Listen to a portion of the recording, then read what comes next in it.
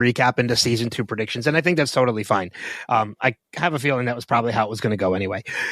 We see by the end of the season that Negan is accepting the Dhamma and is starting to not necessarily accepting, but we see him going in that direction. We see how he could be motivated to follow her request. That's a better way to put it. Yes. And in the previews for season 2, we see that he is very clearly working with the Dhamma. He is working. I've seen no previews. I've left myself completely blind, which is magical as hell. So then I'm going to spoil 2 things. Go for it. I don't mind. One, he is side by side with the Croat again, naturally, in many scenes, and he is working with the Dhamma. Yep. He is in that church addressing all of the Barazzi. He has Lucille again. So what you're saying is, nice. For listeners at home, Alex just pulled out Lucille. Damn right I did. So he is in full Savior Negan style to us, the audience. That is what he is showing us, the audience. I think it's a ruse. Of course, that's my. Yes, me too. You mentioned the double agent with Pearlie. I think it's the same with Negan. I don't think Negan is going back to his ways, because I don't think he wants to. And I think even in that scene in the second episode of season 2, when he literally guts and knock. The knock scene, which is one of the best scenes of the entire so good. I loved it to pieces. You can tell in that moment after he does it, he did what was necessary, but hated doing it. Mm-hmm. Just in the sense of having to turn and face Maggie afterwards. And it was instant regret. And it's so funny because Negan in a lot of ways reminds me sometimes, and man, I'm going to piss some people off here, but of Sandor Clegane, in that has the ability to be gruesome, can cut down the Squire boy Micah, but can also shuttle Arya across, the kingdom. Like, I think Sandor is a complex character to the level of Negan, of like, he's going to do what he's got to do to survive. And I definitely think if it weren't for the fact that he knows the Doma could go get Herschel at a moment's notice, he wouldn't be so easy to just slip into the character. I just wonder if maybe a part of him doesn't always hate the character. Yeah, that's true. I mean, and you talk about Herschel again as well, and we see by the end, you had mentioned we see even before, the Doma had like had her hooks in Herschel. He was a horrible person. Oh my God, to Maggie. Oh. But I have a feeling by the end it is complete brainwash. I mean, for sure.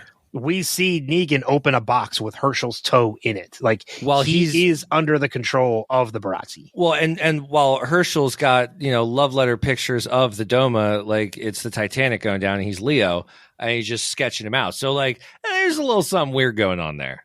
Yeah. I can't wait to see more though, because just a little bit that we saw of the Doma has me real interested. She was captivating as hell. She was menacing, yet soft in her menacingness. Like it was a phenomenal performance. Can't wait to get more. Well, it's even one of the things that I touched base on when we covered this last season too, was I had said that I don't think the Croat is in charge. No, and it turned out to be the case. Not only is he not in charge, he is literally just a henchman. He is with his own henchmen. That's it. Yep. Because we see that scene when he first goes to visit the Dhamma in the church. There's that woman that comes out and just bumps into him like he's he's a nobody. Just fish. Yep. Because he's a big fish in his own pond, but in the big pond, he's a guppy. He's not even a lieutenant in this army. Right. He is he's a henchman. He's a hired gun. Can we talk about the Croat for a second? Sure. All right. So I grew up in a Croatian community. And it's so weird for me to hear them call him the Croat and the Croat, because I always thought that was a derogatory term where I grew up. So it's always really weird to hear it on television. But I think he's a phenomenal character. And I really find it fascinating that it presents Negan the opportunity to look at a mirror version of himself had he never met Rick and company. Yeah, that's a really good point. Like, been put on that path of redemption, he would have been just as, if not worse, than the Croat. Also, do you know who the Croat played on Lost? Oh, so this is the lost connection that you were talking about. Wait a minute. There it is. No. Yeah. No. Yep. Wait. He was not Mikhail. No. Okay. Wait. Juliet's husband, the jerk doctor that got hit by the bus. Oh. Dr. Edmund Burke. Yes. Was trying to steal her cancer research. That was the guy that is now the Croat. Okay. Right? That is a lost one. connection that I did not see. I mean, that's just purely an actor form. But that's fantastic. I mean, in that case, you could say that, Abraham was also on Lost because he was. Because Michael Cutlitz was on Lost. He sure was. No, that's a good connection, though. I like that. Thought you'd like that. So, yeah, I mean, the Croat, you're right, is such a dynamic character. I've been using that word dynamic a lot, but this show is full of dynamic characters. And you're right. It's interesting because he is a mirror image of what Negan would have become. And I think that's one of the reasons why Negan hated going to New York to face him, because one, he didn't want to be face to face with this character again. And two, he was afraid of what might happen if he was. Oh, for sure. He was going to would he get pulled back into this world? Absolutely. Plus, he knew that he took a shot at the man, missed, and that man was probably a little bit upset. Yeah. Eye for an eye. Ear for an ear. No, he says something else. I think he says like eye for an eye, ear for a dick or something like that. I don't remember. I forget exactly what the line was. It's always colorful, though. It's always colorful. Yeah. Do you want to touch on any of the characters that did not make it past season 1?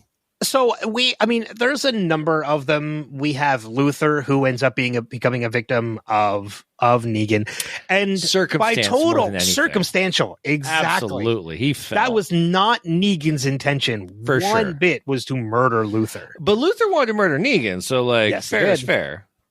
But that also brings up Amaya and Tommaso. Yeah, I really wish we could have spent more time with Amaya. I really liked her. Tommaso, okay. But I really liked Amaya.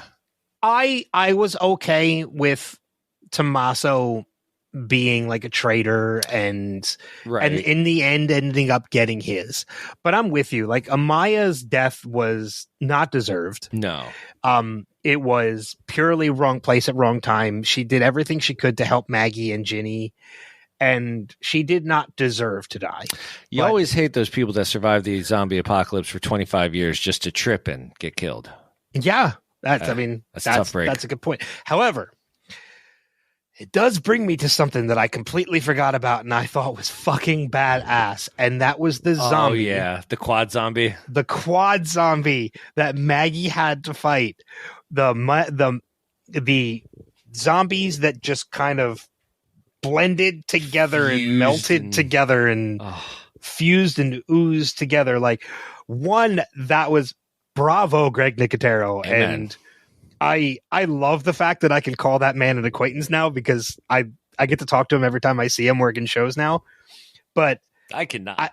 Next time I see him, I'm going to have to I have to remind myself to bring up that zombie to Greg. That was amazing. And you gotta be impressed when a show can still surprise you 12 years later. Yeah, exactly. I mean, still like the well bloater classic is still a great one as well. But that one, man, that quad zombie was just, oh God, it was chef's kiss of and something new with a zombie. And one of the funny things is you got to remember when Dead City came out, Last of Us had not yet premiered. Mm-hmm. So the quad zombie may have been one of the more freakish, gruesome ghouls before we started getting our first clickers and bloaters. And honestly, after the assault on Jackson Hole the other weekend, I was coming back to Dead City like, all right, how are they going to, like, I've seen cordyceps. Like, it's a little hard to be scared by zombies. But, man, Zombie King did it. Zombie King did it great. So I have to correct you on something. Oh, no. We actually just talked about this on the episode of The Cast of Us that we talked about earlier. No. Okay. It is not Jackson Hole. It's just Jackson. Why did I think it was Jackson? Is that Mississippi, Jackson Hole? No, Jackson. So Jackson Hole is close to Jackson. They're both in Wyoming. Oh. But Jackson is where they are in The Last of Us. We think people started saying Jackson Hole because in an episode of The Cast of Us, Jason was referencing Lord of the Rings and said, Jackson, hold. Gotcha. And we think people heard Jackson Hole and started calling it Jackson Hole. Son of a gun. But it is, in our actuality, it is just Jackson. They are not in Jackson Hole. Well, consider me geography. Well done. I love that. But yeah, so we met a bunch of people and said goodbye to them all in the same season, which, by the way, I don't know how much of the spinoffs. I'm sure you watched The Ones Who Live, right? And Daryl Dixon season 1 and season 2. I actually haven't watched Daryl Dixon yet. Okay. So I'm not going to spoil anything for you, but it seems odd that in these spinoffs, they really only care about us knowing our main characters. And when we're introduced to new people, it feels like for the most part, they die then. Like Nat from The Ones Who Live, who was Michonne's kind of travel buddy. I love Nat. And then Nat died in the same episode he was introduced. And like just everyone. You bring in Terry O'Quinn and do practically nothing with him. I don't know. So I'm curious to see how many more people we're going to fall in love with and lose in the same season.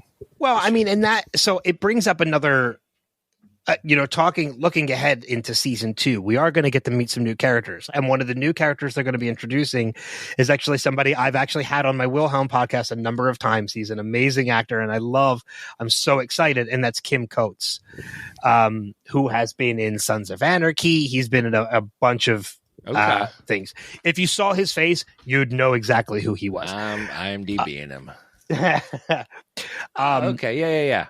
But Kim Coates is a fantastic actor, and I know he's listed for at least 5 episodes of this season. So we're going to get we're going to get a good amount of whatever character he's playing. It hasn't been revealed what character he's playing yet. Nice. But I think he is a lieutenant of the Dama. Ooh, okay. And that's the thing. I am really excited to see the rest of the world that they're going to build for us and the rest of the New York factions and just how big New Babylon stretches. Like you said something in the first season that really resonated with me, and I hope that they explore it more, which is the idea that Dead City doesn't have to be the Maggie and Negan show. It can be the show about New York as a city, as the battleground, as what everyone is going for. And I'd love if they branched out and told us more stories that weren't so Negan and Maggie centric so that we could get a more fleshed out, well-rounded story about what all is going on. Well, I mean, you look at certain shows. I mean, another one I'll use as an example is The Flash. And I mean, I know we're completely off from a zombie show talking about a superhero show, but the name of the show is The Flash, which means if somebody else, if Grant Gustin as Barry Allen was written off of that show and somebody took up the mantle of The Flash, you can still call that show The Flash. This is not Walking Dead, Maggie and Negan. Right. This is like Daryl Dixon. Or like Daryl Dixon. This is Dead City. You're right. This could be a show that if it ever came down to it and you decided to write off Maggie or Negan, or they whether they die or they leave the city, you can continue a spinoff in New York City with these new characters that you're introducing because it's not their show. Absolutely, yes. This Dead City is the character of this show. And I think maybe Negan and Maggie was the entry point, and they'll find a way to evolve past that. I really do hope so, because when you said that, and then after watching the first full season, there is so much storytelling meat on this bone if they really want to expand it, and like it could be interesting. Like if they do it well, it could be really good. I'm not saying I need an episode of Morgan and the Cheesemaker right after the Wolves get into Alexandria, but there are ways that they could tell this story so that I could learn more about New Babylon and the Bricks, which sounds like a Lego community, but I know it's not, or the rest of the New York City factions like that. I'd love to know that Succession meets, The Walking Dead. That'd be fun to watch. Yeah, I mean, and I'll be honest with you, as much as I am a fan of Negan and I am a fan of Maggie as characters, I would still watch this show had those characters left the series. I kept watching The Walking Dead after Rick left. Yep. I was not happy about what they did with Rick. I thought Rick was don't get me wrong, and please do not write in and criticize me for this. I think Rick should have died. Wow. The whole bridge Bold. explosion, it was a sacrifice for his people, and you completely undid it by keeping him alive. I can respect that. He should have stayed dead. Especially because he essentially was, as far as The Walking Dead proper is concerned. I mean, he existed to give Michonne a way to exit the show, and that was it until his own spinoff. So you're right. They were able to exist in that universe without him moving forward. Yeah. And Daryl may have taken more showers if he just knew that Rick was dead. This is also true. What's funny is, we talk about these spinoffs and how they can kind of exist on their own. And I'm not saying this to humble brag or anything, but I last year had the opportunity to share the stage with Ross Marquand, who... Oh, yeah, I remember. That was a great interview over on the Wilhelm site. It's fantastic. Yeah, and who most people know as Aaron from The Walking Dead. And part of that interview was we were talking about both of us knowing Greg, obviously him knowing Greg from The Walking Dead and me from that. And we came up with an idea that he actually already has for a spinoff that would bring Aaron back into the Walking Dead universe. Go on. And that is, he wants him, and there was a couple other characters he mentioned, because South America is landlocked. You could make a trip down to South America, to Mexico, and how cool would it be to have a spinoff somewhere in like old Incan ruins with like some zombies in there. And we even brought up the idea of zombie monkeys. Now you're talking. Now we're mixing The Walking Dead with The White Lotus, and I'm here for it. I've never seen The White Lotus, so you are missing out, sir. I know it's on. It's on my. Oh, list. What isn't? One of the right. One of the other things about Walking season 1 that I want to talk about before we get into like any predictions or anything like that for season 2, I want to talk about the science, because we did bring that up a little bit earlier. And I will say, as a science nerd like myself and a zombie nerd like myself, I think the idea of using zombies, whether the science checks or not, I don't care if it checks out. I'm not going to write off the show because, that would never work. I'm not like that. The idea of using zombies as a biodiesel fuel source, because rotting corpses produce methane, I think is fucking genius. Heck yeah, it is. And I love the fact that, and again, this is a spoiler for the teasers for this season, there's a scene in the trailer where we see Radio City Music Hall light up. That's gangster.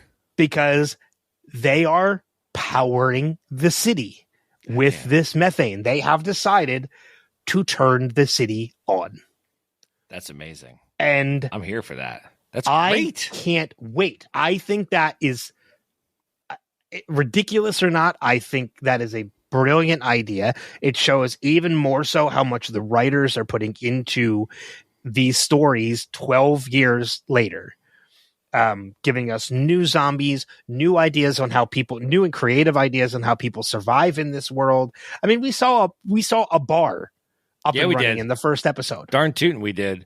Where it looked like we were just in a normal world. Just in a normal everyday. And you bring up something that I am so happy you did, because it's a long, lonely fight that I fight. But when folks get all bent out of sorts about the mathematics and the scientific implications in a lot of fantasy-based TV shows, folks, it doesn't matter what physics say about how long Legolas's arrow should go. He's a freaking elf. It's going to go, okay? I get it. There's no way in hell Princess Leia should be able to actively float across barren space because there is no gravity in space. She's a Jedi, so maybe there's whatever the hell she wants, guys. There are fire-breathing dragons with the Dothraki. We can make it up as we go. You can't scientifically prove things in a fantasy world. So if the methane works in a zombie-induced world, I'm here for it. I'm not even going to question the science. In my mind, it would work. It would work. I'm here for it. Like so much so that if there's ever a zombie apocalypse, guess what I'm fucking doing? What?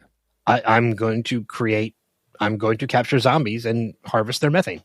I'm going to Target first, get some snacks, and from there, I don't know. We'll see. You know what's funny? I actually do have a plan of where I'm going if apocalypse ever happens. You're the man that planned out where you would sit on a plane and who your friends would be as you traveled across landlocked America. I don't doubt that whatsoever. Okay, the fact that I told you that story means I have told you way too much about my life. You told no, that was on the podcast. That's right. At least twice, and it makes me laugh every freaking time. You're right. I looked at an airport full of a terminal full of people and said, From Pennsylvania to Colorado. If the plane goes down, who am I partnering with to survive? Not realizing we will be over landlocked America the whole time. It was a lot more Yellow Jackets than Lost. You just didn't realize it at the time. Pretty much. No, I actually do know where I would head, and I would head to Hoover Dam. That makes sense. And the only reason is because if you've ever seen a documentary called Life Without People, there's in that documentary, you discover that the Hoover Dam can run unmanned for about 10 to 15 years. There you go. Before it starts to break down. Nice. So that surrounding area will still have power. I'm 3 miles away from the state capitol, so the Commonwealth of Pennsylvania is getting a new shut-in named Alex. So I'm just going to go right under William Penn's tomb or whatever. Yeah, there you go. That's what I'm going to do. Anything else about season 1 we kind of touch on before we go into our predictions for season 2? Not really. I think anything else I have to say about season 1 is just a send up for what I'm predicting about season 2. So might as well. All right. Well, why don't you kick us off then for season 2? All right. So my number one question for season 2 is who's going to level up first? Is it going to be Ginny or is it going to be the Marshal, Pearlie? Who is it that's going to become an ally first between those two? That's what I'm excited to see. Yeah, and that's a really good question. And if I had to make a choice, I would say it's probably going to be Pearlie, to be completely honest. Okay. Because Negan did pull a stunt with Ginny by admitting that, I killed your father, and you were simply just a cargo. You were simply, a debt that had to be paid, I think was what he said. Yeah, that's what it was. A debt that had to be paid. Yep. Which we all know is not true. He was attached to Ginny. He said it purely because he did not want Ginny following him. Absolutely. And the thing that, oh man, I would have loved to have known what she was going to say. It didn't matter because he figured it out anyways. But like him stopping her in cold blood when she started to talk and was like, no, you don't get to have this connection moment now. After all these months that we've been traipsing around, you haven't connected with me through talk. You don't get to talk to me now when I'm trying to push you away. Yeah. And like that was a heartbreaking moment for me. It was like just watching their dynamic. And at first I thought Ginny was a very wooden character actress, whatever. But as the season went on, she's a really good actress. And she was able to convey a lot of connection through the characters in the show without talking. I hope she talks this season. I really hope she talks. I don't know if we'll get a lot of it, but it's sort of similar to Mel Gibson's daughter in The Patriot. Okay. Yeah. Where she doesn't speak the entire movie until she finally says his name. Well, she calls him Papa. And if that's the case, then here's what I want from Ginny, okay? If we're not going to have Ginny talk, then I need a Jay and Silent Bob dynamic. Pair her up with Herschel. Herschel could be the motor mouth going a mile a minute. He and Ginny could get into some friendly shenanigans together. I don't know. I think that could be fun. And then all of a sudden, Ginny just looks over and says, "No ticket." Snoochie boochie, baby. No, but I am curious as to how the Herschel, Ginny, Maggie dynamic is going to play out. They're all at the bricks together. Maggie owes Ginny one, and Herschel can't really stand Maggie, but needs to go back to the Doma. I'm curious as to what's going to happen there. Yeah, I am too, because there's so many complicated relationships happening now. We've got, Herschel, who kind of has been brainwashed by the Dama and is wants to get back. You have Maggie, who we don't know what her motivation to go back is yet. Obviously, Ginny's going to go back probably for Negan. We have Pearlie, he's going to go back to Manhattan because either to spy or to whatever, because New Babylon wants him to find out about the methane and the power source. So we have multiple people coming back. We have Negan, who's going to be joining the Dama and all of them, but are his motivations true? Is he really going back to that, or is he playing like a double agent? Right. Maybe he's Negan's just going with them until he can perform his own power play, and he can take over. I'm really that's excited. What he sees it as. I'm really excited to see what they do with Negan. I'm thinking it's going to start as a red herring season, in that they're going to make us think that Negan slipped into his old ways and he's back to being just the worst. And then like the end of episode 1, it's going to show him like crying in his room or something because he feels so bad about whatever that plot device seems to be. But I don't know. I think a full heel turn could be a really interesting character development for Negan. If it shows that he truly is despicable and needs good people around him, or else he will devolve. Like, I think that could be an interesting character study. It would be an interesting character study, but I don't know if it's anything I want to see. Only Agreed. Because there are people who are willing to give him a shot at redemption. Yes. and want him to get his redemption. And I feel like that would turn off so many people if Negan went full heel again. I would agree with that. I would agree with that, which I guess maybe brings me to the next question. Do you think there's any chance that we get to see Annie and Negan's son again this season? So I was actually thinking a lot about this. I don't know if we're going to see them at all. Okay. What led me down this road was I started thinking about what is the ultimate end for Negan as a character. And I feel like there's no middle ground for Negan.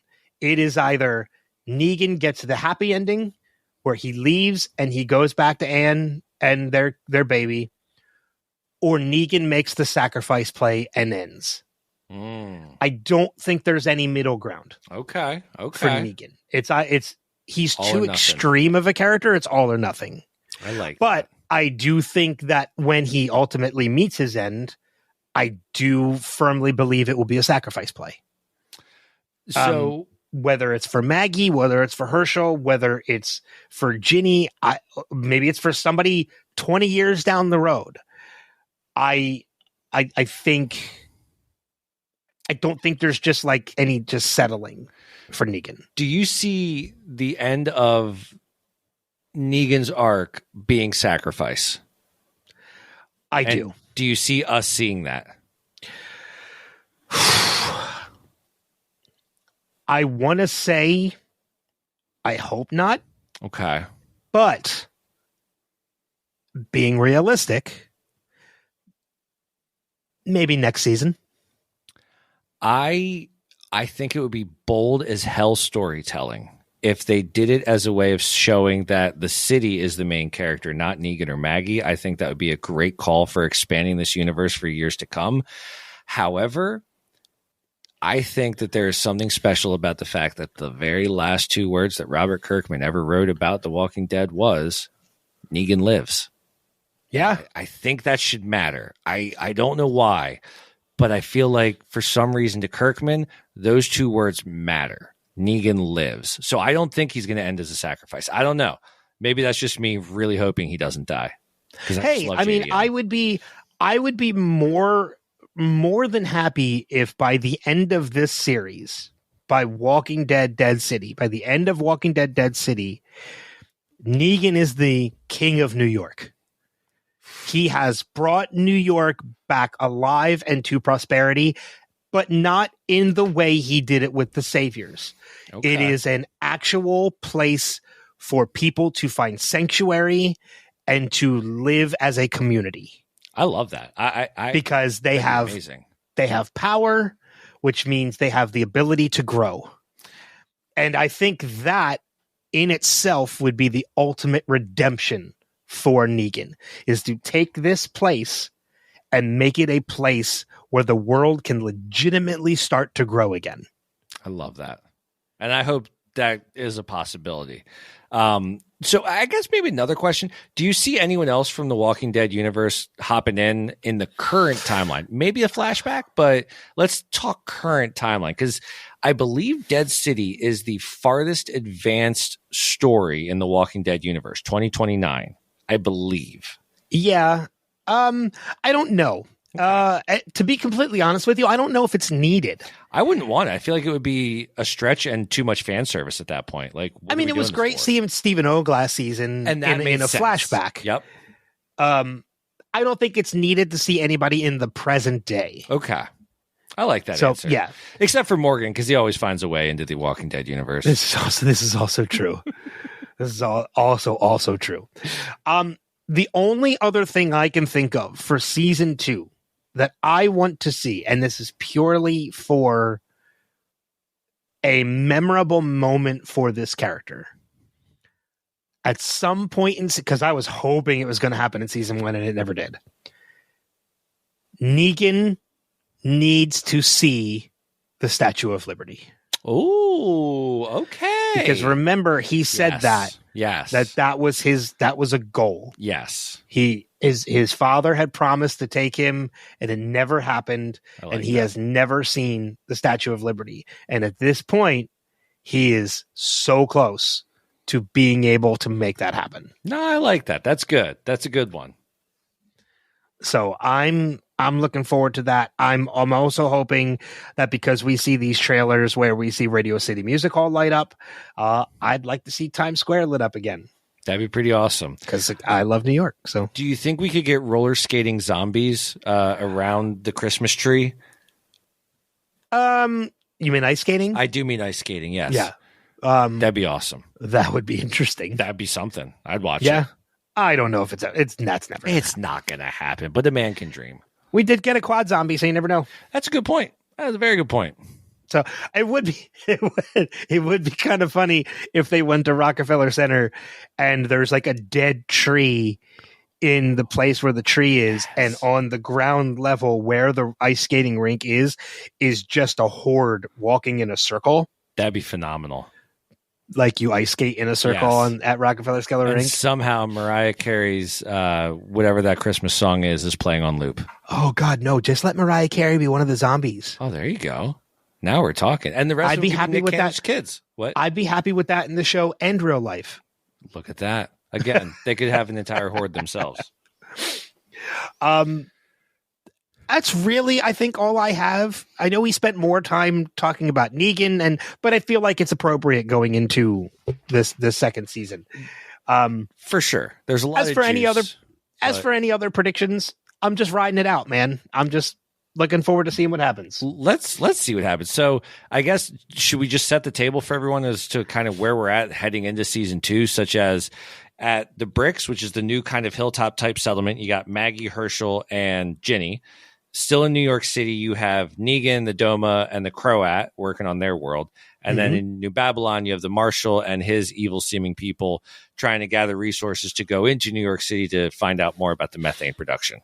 There you go. Table set. All right. Beautiful. We do monthly call-ins and meetups and things like that. So if you're not already a part of that, just go over. I believe it's patreon.com/podcastica or patreon.com/Jason Kabassi. It's one of those two. You'll find it searching either one of them, and we'll have it in the show notes as well, so you can find it there. But all right.